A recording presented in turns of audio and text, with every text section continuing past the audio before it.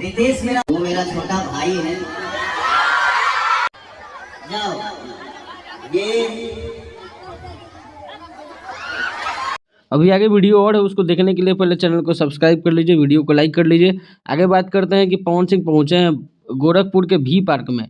वहाँ पे B4U भोजपुरी जो चैनल है उसके द्वारा इवेंट का ऑर्गेनाइजेशन किया गया है और वहाँ पे भोजपुरी के बड़े बड़े कलाकार को बुलाया गया है। भीड़ देख सकते हैं कितनी ज़्यादा क्राउड है और लोगों को भी इन्वाइट किया गया है, जहाँ आस पड़ोस के जो भी लोग वहाँ पे पहुँच सकते हैं सभी कोई पहुँचे। इसी बीच एक बच्चा आता है जो पवन सिंह के पैर पकड़ के बैठ जाता है और बोलने लगता है कि मुझे भोजपुरी का कलाकार बनना है। फिर पवन सिंह जो है हमेशा की तरह जो दिल के राजा आदमी है, पूरा उनसे वादा करते हैं कि मैं तुमको आगे मदद करूँगा।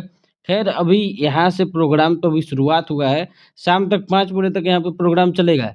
उसके बाद जो है आगे का प्रोग्राम आपको शाम को अयोध्या कामाख्या महोत्सव में देखने को मिलेगा, जहाँ पे पवन सिंह का प्रोग्राम लेट से ही शुरू होता है, तो लेट से ही शुरू होगा।